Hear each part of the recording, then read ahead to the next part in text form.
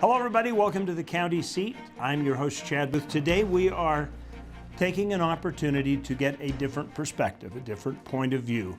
We brought you a show on the tax referendum, and some of our county sponsors and people involved with the show said, hey, there's another side to this issue that needs to be explored and discussed. That's what we're doing today. The topic is the tax referendum, and as it pertains to the tax modification bill that was passed in December. Joining us for our conversation today is Judy Weeks-Roner, who is one of the sponsors of the referendum. Fred C. Cox, who is a former state legislator and has also been involved actively in the referendum movement, and Tina Cannon, who is a county council member from Morgan County. Thank you all for taking the time to join us today. Thank you for inviting us.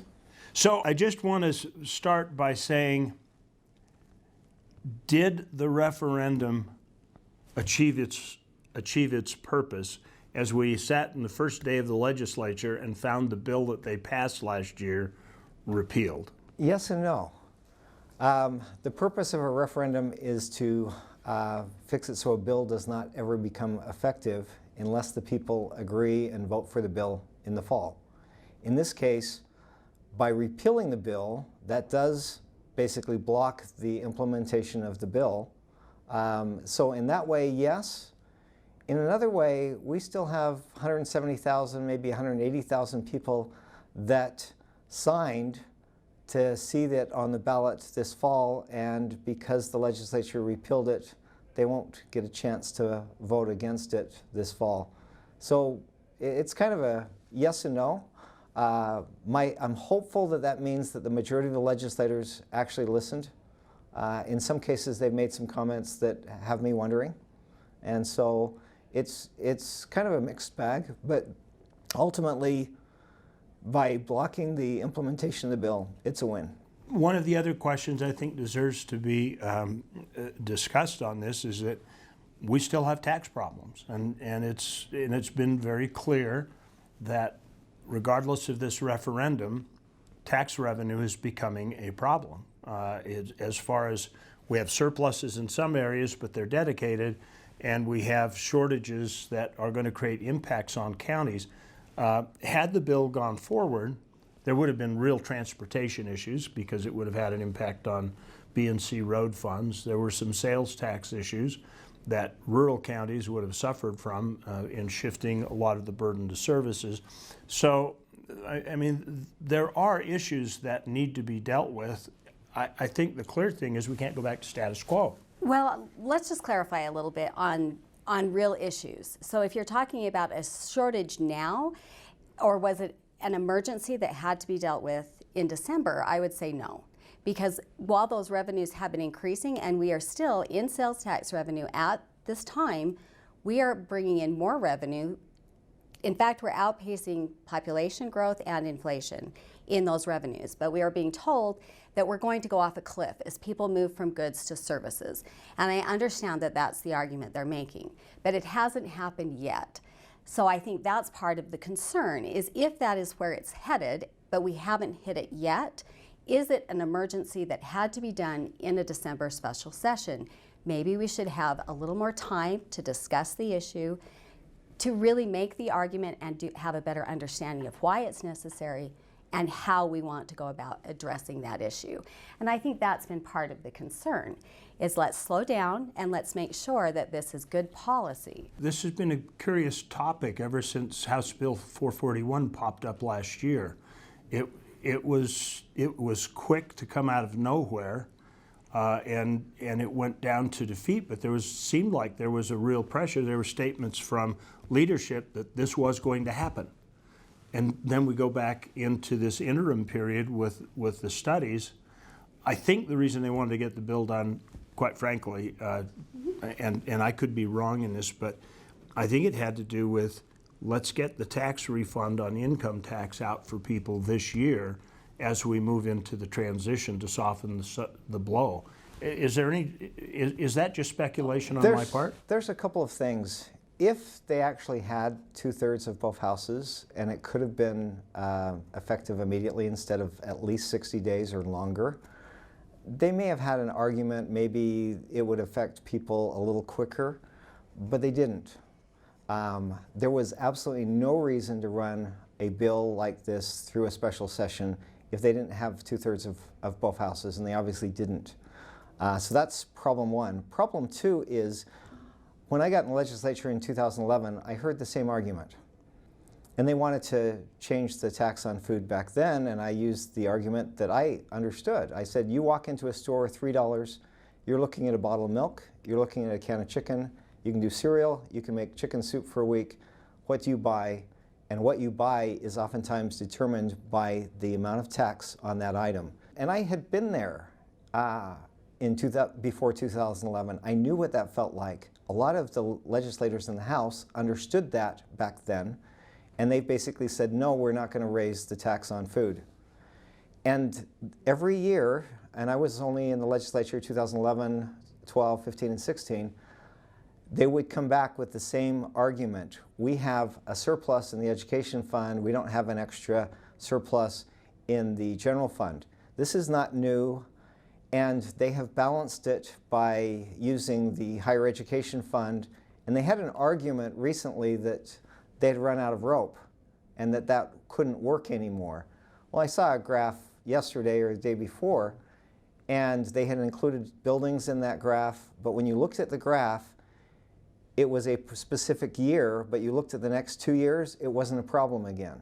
So this argument that they're out of money is an argument that we will always hear, but it did not need to be solved using the 5 methods that they did. And remember, they didn't include the public in these discussions, and the public felt that they were being left out. But they did hold a series of town halls across the state in that interim period. But when they did that, they did not listen to the people. The people told them, no, no, no. And they went back and they did it anyhow. And if this would have been the first time that that happened, I don't think anybody would have said anything. But there's been a feeling from the people that, hey, they didn't listen to us with the marijuana thing, they didn't listen to us with count my vote, all these different things. And finally, the people have said, we have had enough. We want to be listened to. Just give us a seat at the table. That's all these people were asking. And that didn't happen. So what happened was the referendum took place, and we got all those signatures. And somebody's going to have to listen now. Sometimes legislators will make a mistake by saying, we're going to put something in a bill that at least everybody's going to like something in there. That's not the right way of doing something. You put something in a bill that everybody agrees with, and maybe it's a small bill. But this wasn't a small bill. They went to that listening tour, and what they heard was, oh, we're going to have to solve that when we do this. We're going to have to solve this when we do this. They didn't hear the no, we don't want you to do it. And so the 5 things that they put in there was raise the tax on food, raise the tax on fuel, take $680 million out of the education fund and say it's going to be okay, we're going to fix it somehow, we just won't tell you how. Restructure the way they're going to fund roads in the future, and then add a whole bunch of taxes on services, the ones that the lobbyists didn't control. And those 5 things were enough to tick off everybody. There's other ways to solve their balance problem without using any of those 5 things. And if they will do that, and they know how, they just don't want to do it, if they will do that, then we may have a solution. But they've balanced it with the higher education fund in the past, and they're saying, oh, we're running out of rope. They've looked at the Idaho model with the filing fee. That's not something that a lot of people will like, but it's transparent, and it's a 2-page bill, and they haven't even tried to do that, and yet that was mentioned in those listening tours. That's been mentioned by more than one state senator, and they didn't even look at that. If they've got $100 million that they need to move from here to here, they know how to do that. They've done it in the past. They didn't want to do that. They didn't want to decrease the amount of spending, and that's another thing that ticked people off, is we've watched the budgets go from 12 billion to 20 billion, and people are tired of that. They're tired of an infinite resource of funds. And so one of the things that the legislature needs to do is recognize that maybe they need to slow down spending in some of those areas, and if they were to do that, then we wouldn't have a problem. This is a good place to take a break. And so we'll take a quick break on the county seat. We'll be right back in just a second.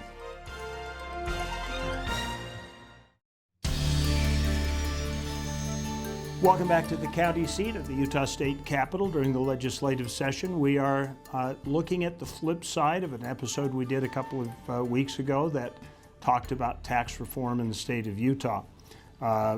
In that period of time since that show was taped, the legislature's come into session. They repealed the bill that the referendum had collected enough signatures for to have it put up on the ballot for vote.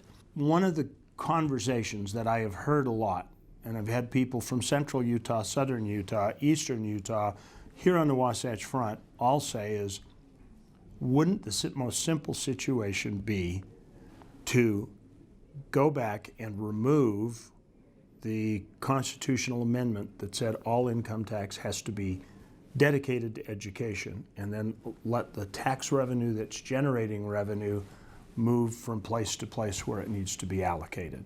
Well, what's interesting about that question is that may be, but that wasn't what was in the bill. And if that is the intent of the bill, then shouldn't that discussion and that action have happened before this legislation? Because if that's what they needed to do, then shouldn't the discussion and the argument or the intent of the bill done that first and then address that? Yeah, but I'm not sure that anybody in the legislature agreed with that. But I'm just saying that's what people on the street have said. If that needs to happen, then that's the direction we should go. And that's part of the confusion that I felt people were experiencing, was if that is what needs to happen, and there are good arguments on both sides, especially on education, why you would not want to do that. But have that discussion first, and let's get the answer to that before you move forward with legislation, assuming that's going to happen. I totally agree with that. I would too. They also need to read the same paragraph that's right next to it about transportation. Because in 2011, they ran a bill and they overrode the governor's veto. And their argument was that transportation-related sales tax should go to transportation based on our state constitution. This bill that they just ran, that was just repealed, was in the process of messing that up. That's the most consistent revenue that we have for transportation. It's around $600 million that's transportation-related sales tax. It goes to transportation. And if you take that and the fuel tax, right now we have funding for roads. They were going to raise the fuel tax and gut the stable revenue going to roads and replace it with a series of fees. That was one of the 5 things in the bill that people were ticked off at, and they assumed that they would miss it. So I do want to go back to an issue, and Fred, I think you actually brought this up, that maybe we need to look at spending a little less. But if I go out into rural Utah and talk to any county commissioner out there and I address the issue of roads, they're going to say, we're struggling and we're getting the shaft as far as being able to maintain transportation systems appropriately, whether B and C fund or wherever it is. Well, and I think that's why I'm here as a rural representative, because we struggle, and our revenue for this year, our budget was balanced based on what was in this bill. So for the referendum to have passed impacted my county budget, and we are now having to go back, open up our budget, and look at it again based on road money. But you also have to understand that those same commissioners are in rural Utah, and when you increase the wholesale tax on any good that is now delivered to my community, that increases the cost to us. Plus we're in a rural community, our residents travel more by nature because we're in rural Utah. So we're already paying a higher percentage of our income towards that tax. Now it's going on every good in that community, so we're paying it again on those goods that come in. And overwhelmingly in rural Utah, we get paid less, we travel farther, and now we've increased the cost of every good that's now delivered that we would pay sales tax on in our community. There's the concern. So while there was a gift of B&C road money back to counties, you also have to understand how it impacted our residents at the same time. So yes and no. And the residents don't see the budget or see how those funds are shifted. They choose but not to. They probably should. They feel the impact of the increase. And overwhelmingly, when I sit on Wasatch Front Regional Council as a rural commissioner, and I voted for a lot of road projects along the Wasatch Front.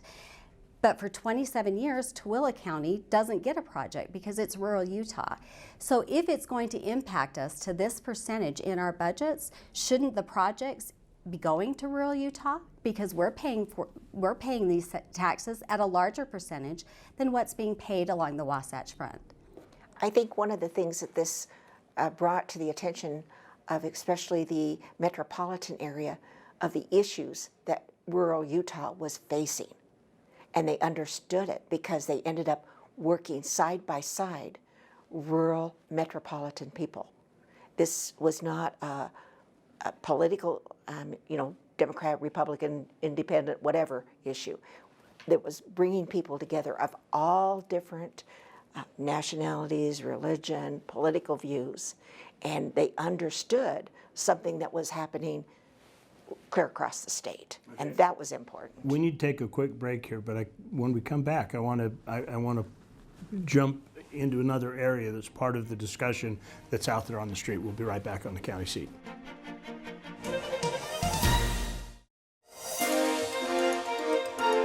Welcome back to the county seat. We're having a conversation today, getting another point of view on tax reform and the need that we have, and the referendum, the signatures, which far exceeded the requirement to make sure that it got put on the ballot. If you listen to some of the arguments about this referendum and the fact that we've got new money problems in the state, part of that is because of referendums from the past, i.e. full funding of Medicaid. And that has been used as an argument to say, well, we've got to have some kind of tax reform because the people voted for full funding of Medicaid, and now we've got all these millions and millions of dollars that we have to figure out how to pay for to secure Medicaid. So in a republic that elects representatives, is part of the problem the referendum itself? Actually, it's interesting you bring that up because the speaker made a similar error, if you will. They get mixed up with referendums and initiatives. A referendum creates no new laws. It doesn't make any new laws, doesn't raise any taxes, doesn't do anything other than blocks the implementation of a bill until it gets voted on by the people. An initiative creates new laws. And certainly I agree with our republic. And having seen lots of initiatives and read through the bills, realizing the flaws that could have been solved running through a typical process, I understand that there's some problems with initiatives. Initiatives show up when, again, the people feel like they're not being listened to.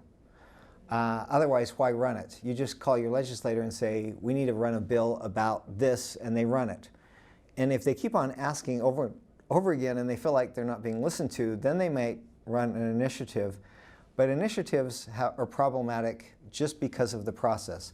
A referendum doesn't create any new laws, so when the speaker said something about ruling or governing by referendum, he was thinking of initiatives and not referendums. Just stop, let's listen, and let's see if we can find a better solution. That's all this was trying to do. So what do you think would be a better solution? And that's an open-ended question. We've got a minute left, so make your answer short. First off, all 5 of the items, the raising the tax on food, fuel, taking huge amounts out of education fund, changing the way we fund roads, and adding a bunch of taxes on services, all 5 of them, I'm hoping never come back at all. If they're worried about balancing it, then they need to look at Tina's solution is do we have a constitutional issue with how we balance our budget? Do we need to look at that? Or do we use the 2-page bill from Idaho to allow specific movement of money between one budget and another, and everybody knows it and everybody sees it every time they file their taxes? That wasn't even discussed as an option. It may be a good option, maybe a bad option, but if people don't want to change the Constitution, maybe that is a question that's at least asked. Certainly could be debated very easily instead of coming up with a 200-page bill. And they should not take away the most stable funding for roads, which is our transportation-related sales tax. That was a huge mistake and would be a huge mistake if they do that in the future. They need to, those are the things that they need to look at. And I kept bringing the example that we had all discussed about in the room in November at the Association of Counties. When Garfield County can increase their TRT tax revenue by $1 million in a year just by simple enforcement measures and making sure that those who are required and should be paying under the rules that exist now, then maybe it's not a revenue problem. Maybe it's a collection problem, and we should be discussing that more robustly. Okay, any last comments from you? I just want the legislators to listen to the people. We've got people up here, they want to have a voice. Please, let's be civil and let's listen. This is Utah, and we come up with good solutions. And we do it by listening to people. Thank you, Judy. That's a good way to end it. So I'm going to invite you to join us for civil discussion by going to our social media, share this with your friends, and by all means make comment so that all the people in the room can engage in a dialogue about it. We appreciate you bringing this alternative point of view up to us and giving us a chance to air it. Thank you. We've learned a lot today. Thank you for inviting us. Thank you. Thank you. And thank you for tuning in to the county seat as you always do. We'll look for you next week.